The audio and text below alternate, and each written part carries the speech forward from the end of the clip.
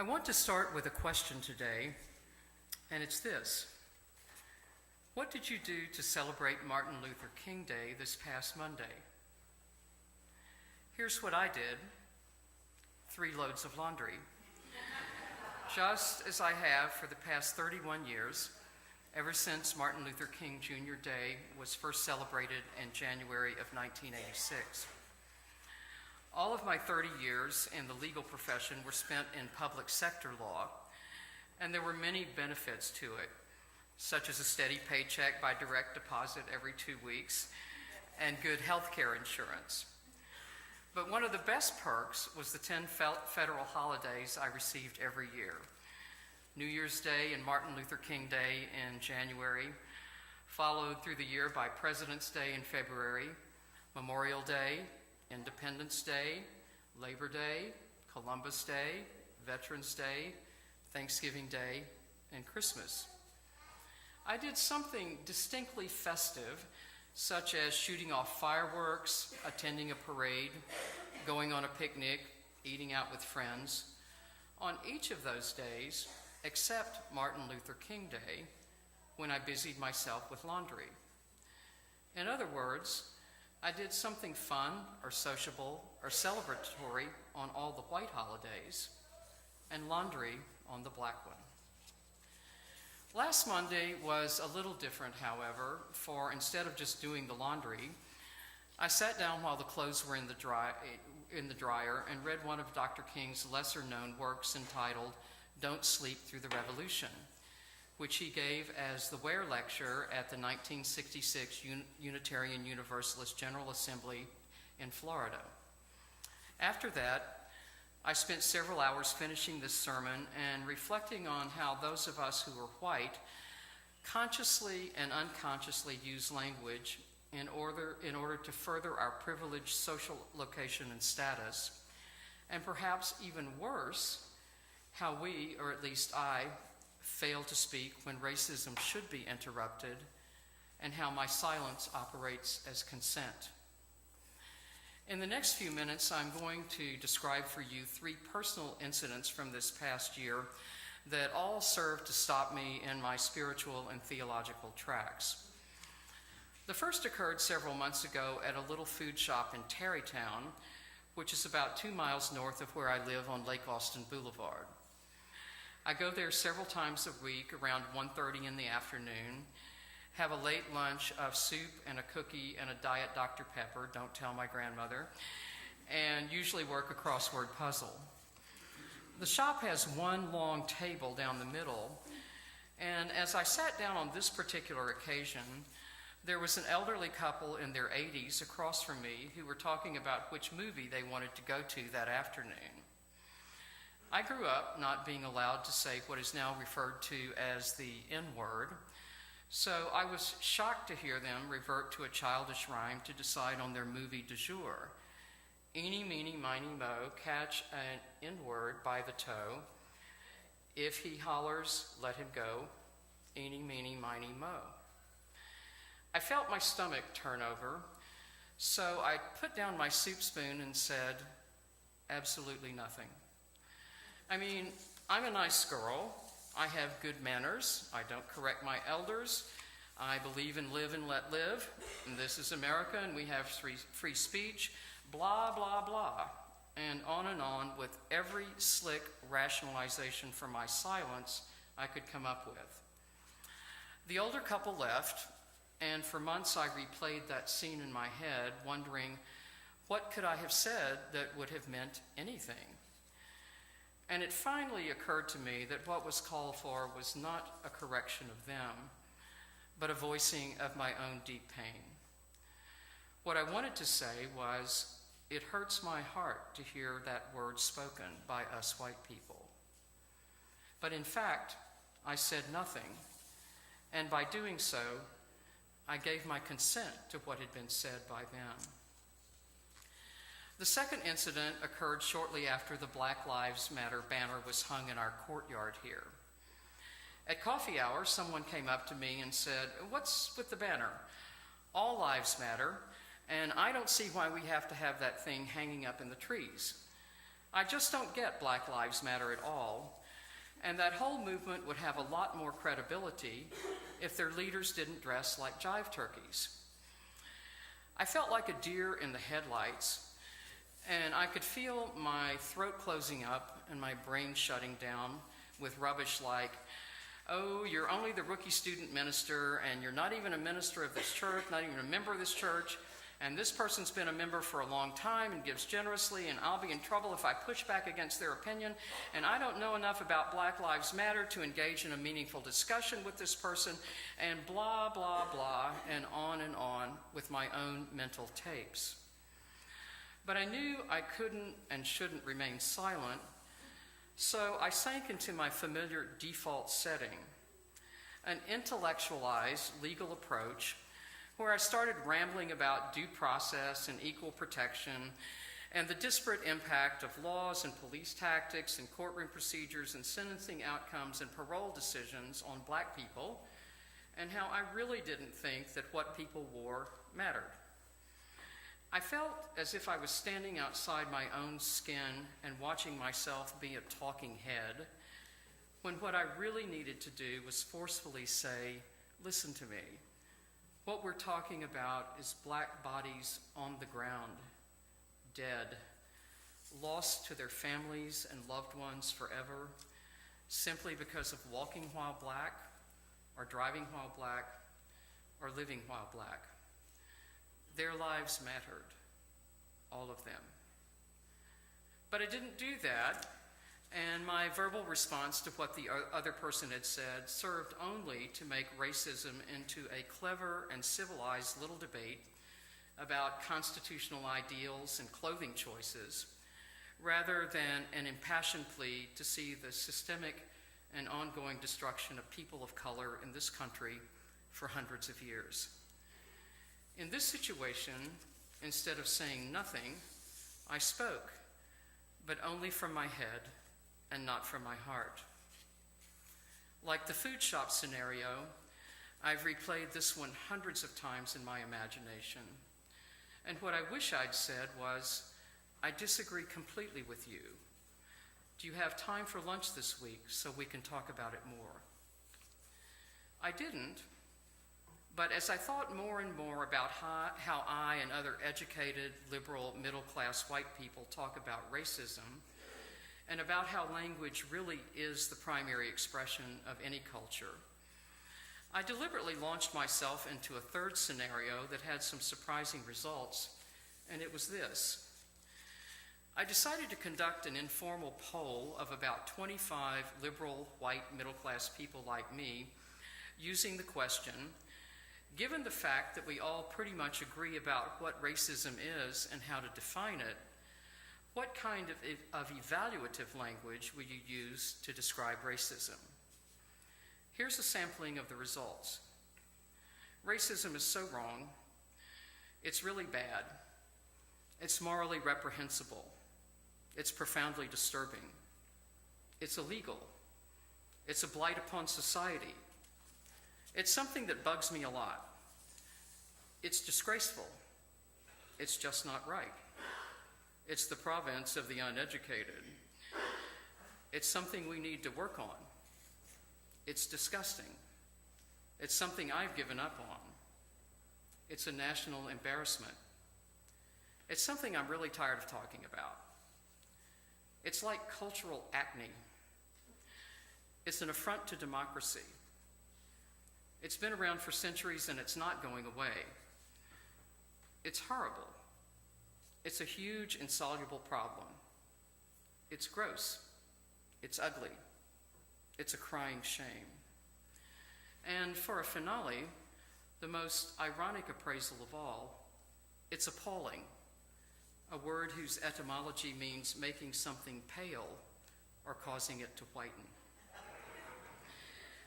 As I read these over aloud to myself and read them now to you, I cringe when I imagine what a person of color would think and feel upon hearing all this hand-wringing and tut-tutting. And I hope we can begin to question why we as white people use these circumlocutions, these literally whitewashed, intellectualized, and disembodied terms when we talk about racism. And I think what astonished me most was how not one person I polled, whether a member of a mainline denomination or a Unitarian Universalist or a religiously unaffiliated individual, how not one of them used the word sin or evil to characterize racism, although probably most of them and us would use the word evil to describe the Holocaust. This in turn made me wonder whether using the word evil to describe the Holocaust, but not to describe racism, is related to the fact that most of the victims of the Nazi regime were white people. But back to sin and evil, which are not very useful for Unitarian Universalists as intellectual or theological constructs. Our denomination, however, is completely committed to the dismantling of racism, and it's therefore probably not a bad idea to consider and articulate a theological basis for this kind of social justice work over and beyond the humanism that we all share. In fact, it's helped me enormously to think of the dismantling of racism as a theological event and process, and even as an act of faith formation. So instead of using any of those terms that came up in my poll, and I've used many of them myself, here's how a theology of anti-racism is beginning to take shape in my own heart and mind. Silence in the face of racism is a radical contradiction of our Unitarian Universalist values, principles, and sources. As Black theologian James Cone once told a gathering of UU ministers, speaking to racism when it occurs, and especially when it occurs in our presence, is crucial to our integrity as a people whose first principle is the inherent worth and dignity of every person, even though part of our social construction as nice middle-class white people is to be silent. We are required by the language and the meaning of our principles to investigate racism as seriously as we investigate science and reason, and to confront our culture with open eyes and to dare to say what we see, and not just say it to each other. Olympia Brown, the first Universalist woman to graduate from a theological school and be ordained as a full-time minister, urged us to stand by this faith. That's the opposite of being a bystander. And Reverend Rebecca Parker has repeatedly reminded us that when our communities keep faith with our principles, we gather the knowledge and strength to disrupt injustice both publicly and privately. In 1968, just as I was finishing an undergraduate degree, whose high point was a course in Christian ethics taught by a soft-spoken, radical-thinking professor, contemporary theologian Harvey Cox published a new book entitled On Not Leaving It to the Snake. As you might imagine, a book that argued for taking responsibility for one's fate and moving toward a future whose shape we can determine was not available in the Baylor University bookstore, where God and Satan were still duking it out by day and by night for top honors and who could control human beings more effectively. But someone in the small group of Vietnam War protesters in Waco, Texas, managed to get a copy of Cox's book and started passing it around. It became a life changer for me, for not only did it convince me that I had human agency, but it also contained the phrase, "Not to decide is to decide." That phrase has stayed with me because it seems so true, and as I thought about how much I love language and how it's the primary expression of a culture, it became clear to me that not to speak is to speak. That choosing to be silent in the face of racism is an insidious part of white privilege and a profound breach of the human covenant. That moral cowardice in the face of moral injury is at least as evil as the injury itself. that racism is far more than a blot on the American escutcheon, but is instead an open, aching human wound that we are called to bind up. A longtime friend of mine is Jan Wilson, whom I first met about 50 years ago when she got engaged to someone I knew at Baylor. We were at a party, and as I warily observed her perky demeanor, I wasn't at all sure that I wanted to get to know her. I'm not from the great Perkies myself, so but when we found ourselves together in the kitchen putting together more trays of cheese and crackers, we began a conversation that quickly became serious, and I told her about something I'd done for which I felt guilty. Well, she said, sometimes you feel guilty because you are guilty. That was another truth that has stuck with me. But as most of us grow older, we realize that guilt is not a very useful emotion, except insofar as it prompts us to raise our own consciousness and increase our self-awareness so that we'll become self-correcting, morally improved, and more spiritually fit. Like many of you, I grew up with Jim Crow, and I don't feel guilty at all about things I did as an unknowing child to obey laws that prohibited black people from using the same restrooms, drinking fountains, restaurants, swimming pools, schools, and movie theaters that I did. And as we grew up, we didn't use racial epithets, and we participated in civil rights demonstrations, and we did and said many things that showed our sincere opposition to racist laws and practices. But we've also refrained from doing and saying some things that we know we should have done and said. And for this, we rightly feel guilty, just as I did several months ago in a food shop in Austin, Texas. The motto of the Black Lives Matter movement is "Stay woke." But in order to stay woke, we have to get woke. And I think that watching our language and our lack of language is one of the best places to set the alarm clock. It's all well and good that we mind our P's and Q's and that we don't use racial slurs and tell racist jokes. But most of us have old tapes playing in our heads. Most of us cannot honestly say, some of my best friends are people of color. Most of us don't look beyond clothing when judging the credibility of leaders. Most of us don't want to lose friends over politics or theology. And most of us don't speak when we should about matters of race. In the only surviving recording of her voice, Virginia Woolf states that words are events. They do things. They change things. And in 2001, upon receiving the prestigious Jerusalem Prize for the Freedom of the Individual in Society, American intellectual and social critic Susan Sontag gave an astounding acceptance speech entitled "The Conscience of Words," arguing that in our fretting about what words to say, the words we do not say create rooms of mental intentions in our psyches that become abandoned, boarded up, and closed down spaces that we can no longer inhabit. But words that are used extend our sense of what a human life can be, and they extend our own sympathies to the selves and dreams and pain of others.